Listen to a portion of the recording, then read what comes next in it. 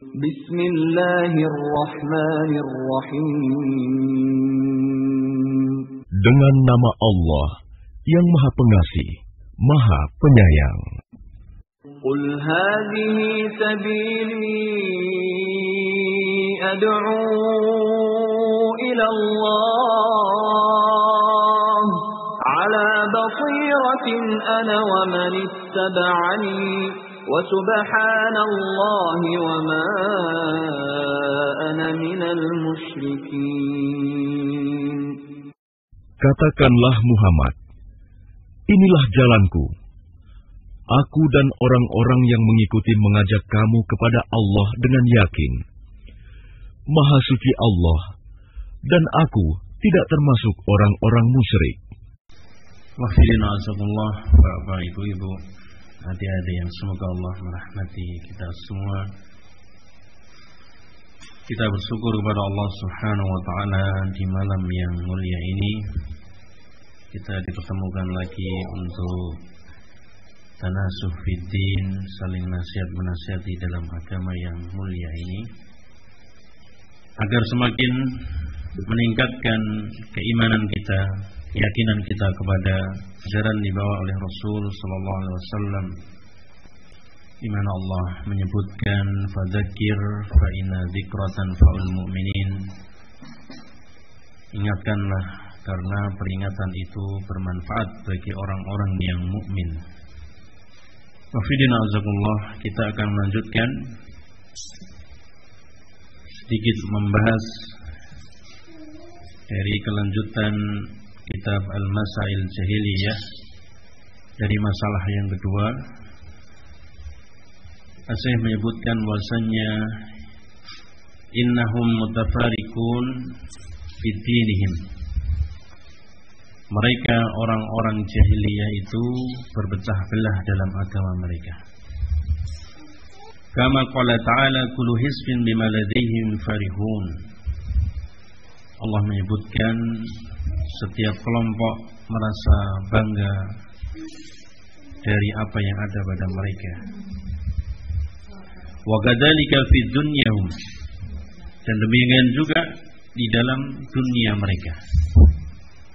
Wa yarawna anna dzalika huwas shawab, kemudian mereka menyangka bahwasannya perpecahan, kemudian perselisihan, pembanggaan dengan harta, dengan anak, atau kelompok-kelompok mereka dianggap suatu kebenaran.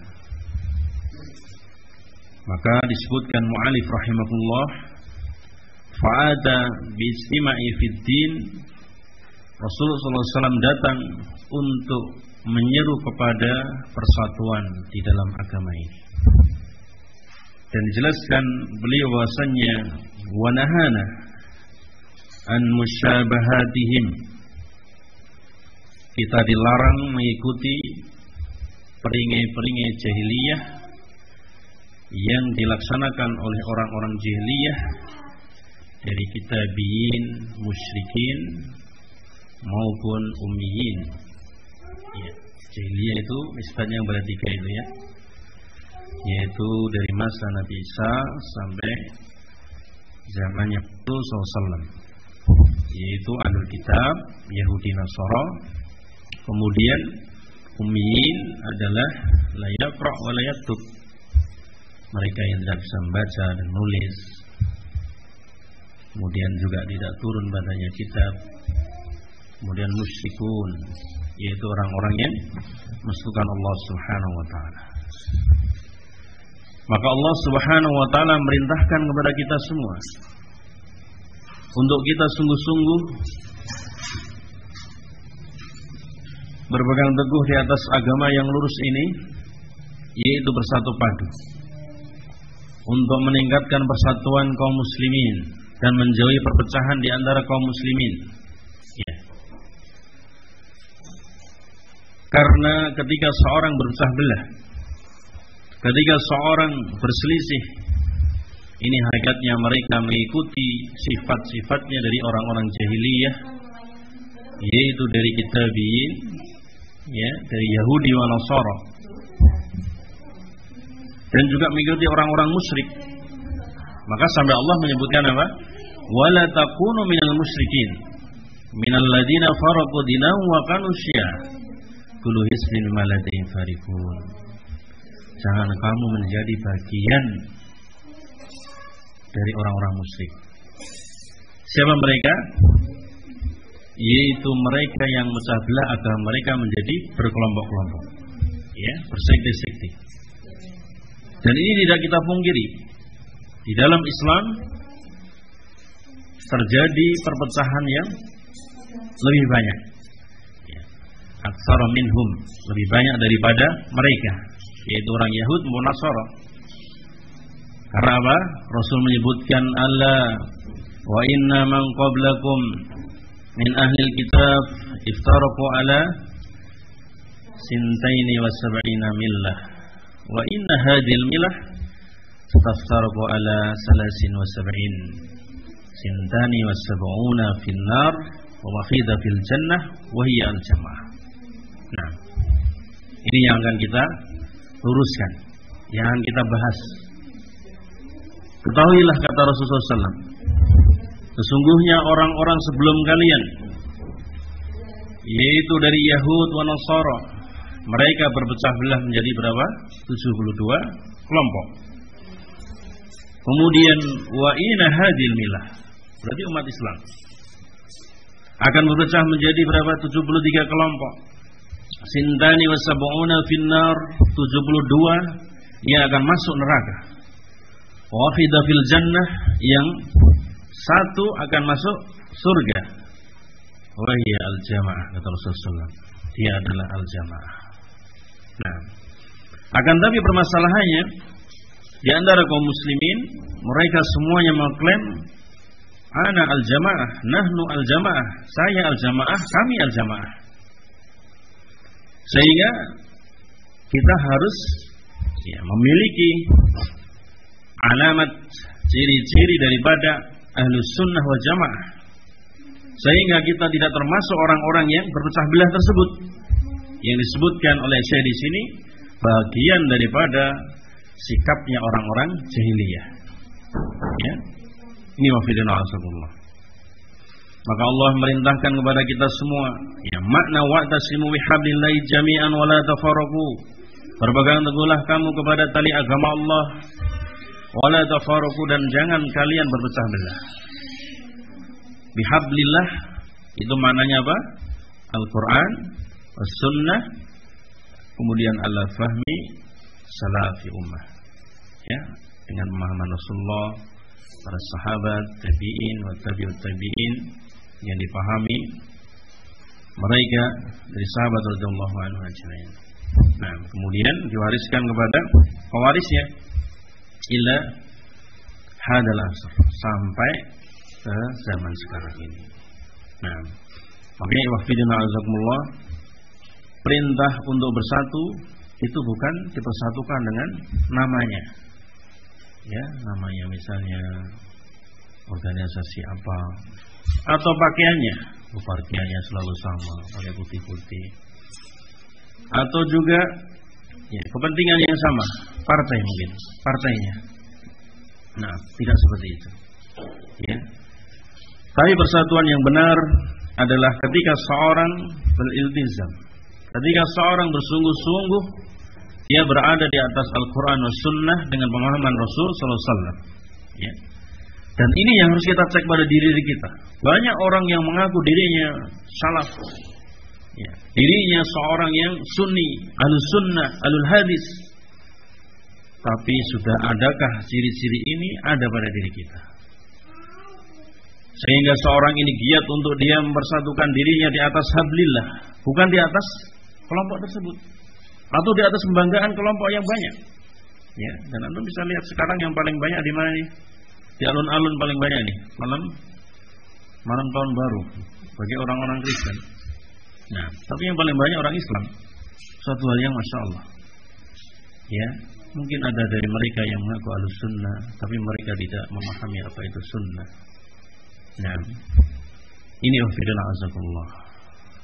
Maka kita ingatkan kembali wafidina azakumullah supaya kita bukan termasuk yang disebutkan oleh Syekh innahum mutafarriqun fi dinihim wa kadzalika fi dunyahum la yaruna anna dzalika huwa shawab. Sungguhnya mereka orang-orang jahiliyah itu berpecah belah di dalam agama mereka dan dalam dunia mereka. Dan kalau kita bisa menyelisih ini, kita bisa akan menjadi kuat. Ya. Ketika seorang di dalam dunianya bertemu berpisah karena Allah, kemudian di dalam dunianya dia bersatu untuk dakwah ilallah, tidak ada tendensi-tendensi lain, tidak ada untuk kepentingan-kepentingan lain. Insya Allah semuanya akan menjadi kokoh agama Islam ini. Tapi kebanyakan kaum muslimin ketika mereka membuat persatuan, itu persatuan yang sifatnya semu. Yang penting namanya persatuan, tapi hakikatnya apa? Tidak bersatu. Ibadah mereka, bahkan dunia mereka berpecah belah. Kalau orang bersatu benar, ya, di atas agama yang lurus, itu sebagaimana minal muhajirin wal ansar, sebagaimana orang-orang yang disebutkan awal muslimin, yang ringan dalam dunia, ringan juga dalam agama. Ya, sampai para sahabat ketika hijrah, mereka berikan apa? Rumah, mereka tunjuki pasar, mereka kasih istri.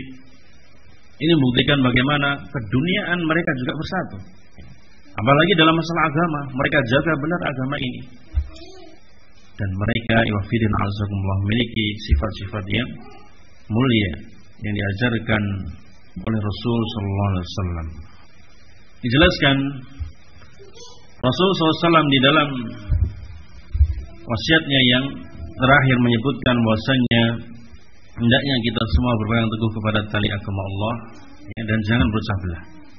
Kemudian ketika kita menghadapi kehidupan yang lama, yang panjang dalam kehidupan kita sekarang, ada NU, ada Muhammadiyah, ada Persis, ada LDI, ya, ada MTA, dan macam-macam.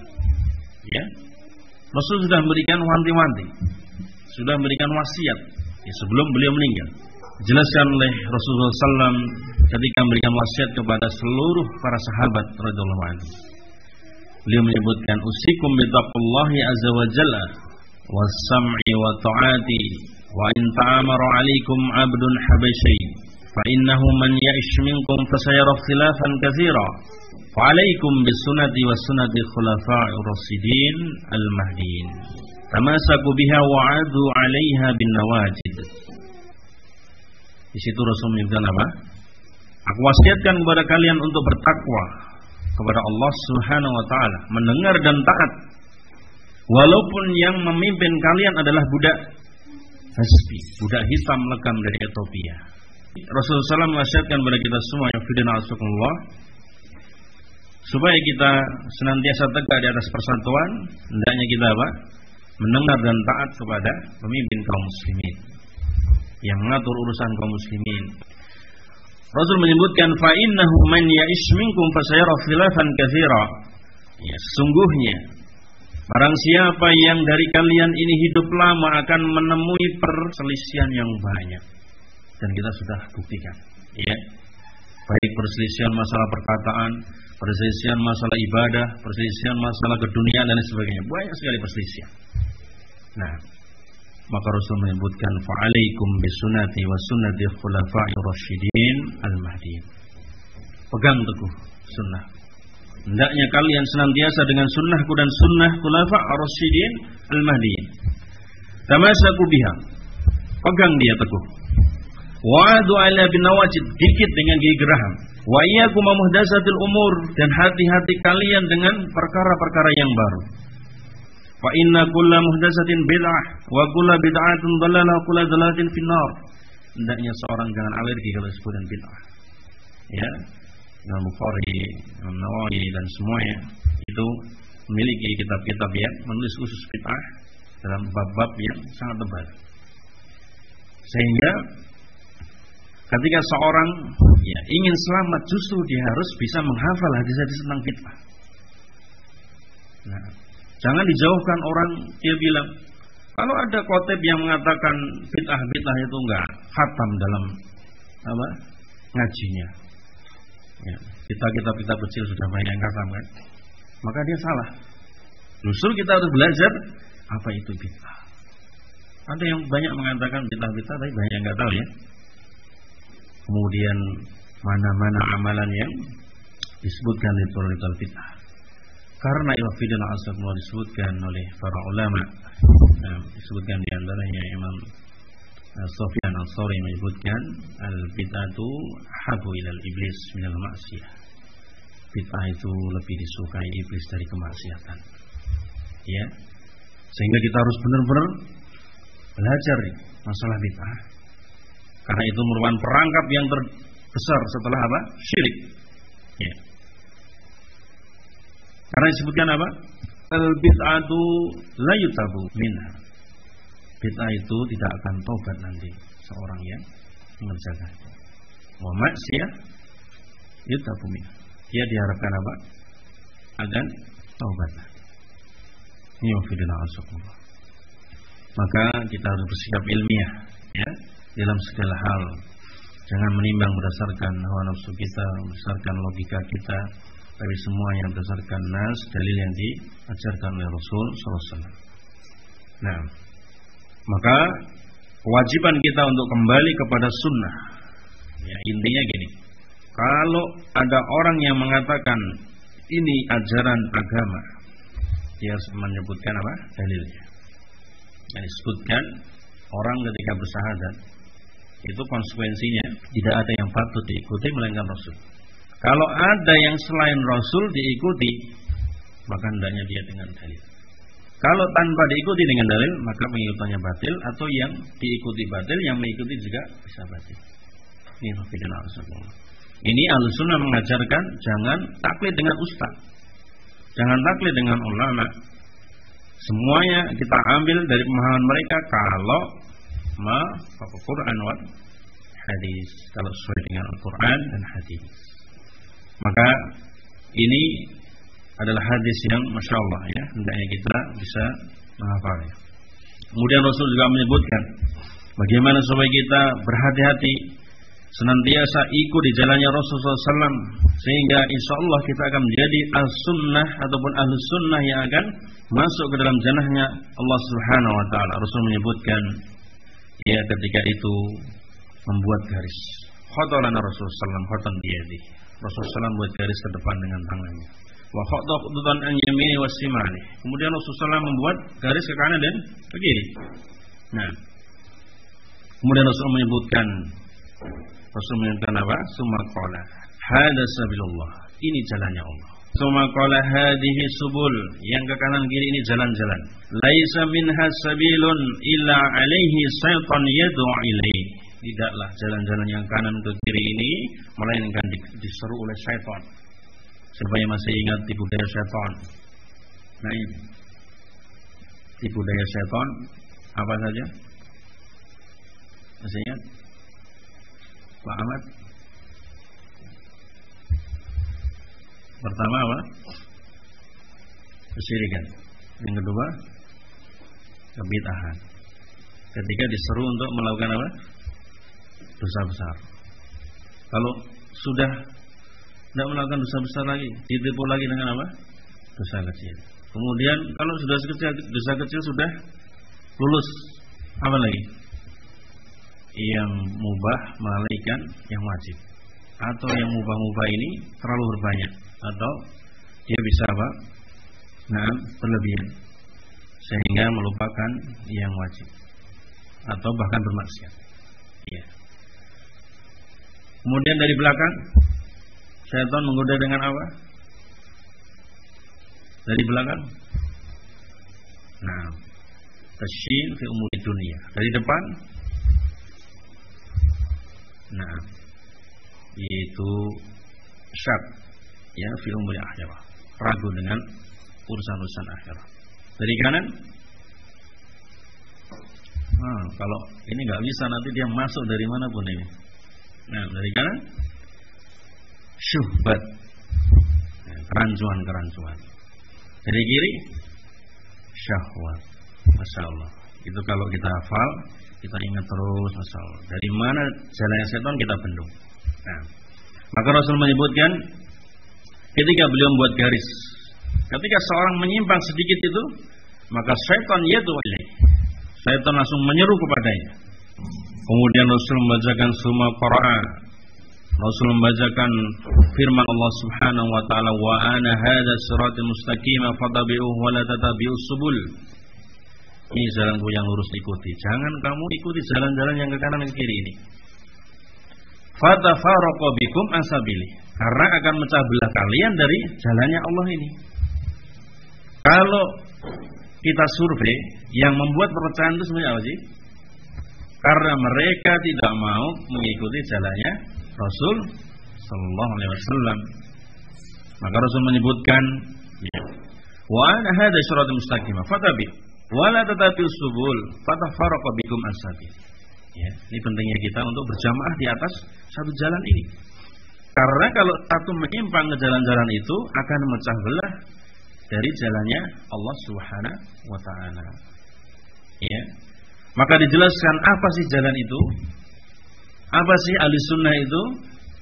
Maka dijelaskan wa fi riwayatin qulu fin nari ila millatan wahidah, semuanya di neraka kecuali yang satu. Apa itu jalannya? Ma ana alaihi wa ashabi. Apa yang saya ada di atasnya dan sahabat saya. Jadi kalau antum ketemu ahli sunnah, itu mengingatkan kepada Rasul, mengingatkan kepada para sahabat. Masa ada ahli sunnah, ya, mengingatkan kepada orang-orang Yahudi dan Nasara. Nah, kan kebalik. Ahli sunnah, ya, mohon tahun baru, tahun barunya ikutan siapa? Orang Yahudi dan Nasara. Atau dia mengucapkan selamat kepada orang-orang Kristen. Ahli sunnah itu mengingatkan kita kepada Rasul sallallahu alaihi wasallam dan para sahabat dari ibadahnya, dari akhlaknya, dari budi pekertinya. Ya, ini mufidina satu. Maka siapapun yang mengaku ahli sunnah, organisasi apapun, partai apapun, kelompok apapun, kalau dia tidak sesuai dengan apa yang ada pada diri Rasulullah SAW, maka pengakuannya batil, ya dusta. Saya ahli sunnah, kami ahli sunnah. Lah buktinya kamu laki-laki perempuan campur aduk. Loh, saya ahli sunnah. Lah buktinya kamu kerudungnya saja tidak benar. Saya ahli sunnah loh. Kamu pakaiannya saja tidak menyerupai Rasulullah SAW. Ya, dalam masalah kecil. Saya ahli sunnah. Ibadahmu, salatmu tidak menyerupai siapa? Rasulullah SAW. Saya ahli sunnah. Loh, kamu malah membuat acara-acara yang menyelisih sunnah, bahkan mematikan sunnah. Karena kalau disebutkan kalau satu bid'ah hidup, sunnah itu akan mati. Ya, ini wafidina wasakullah. Sehingga al-sunnah itu bukan pengakuan saja, tapi yang penting adalah hakikatnya. Nah,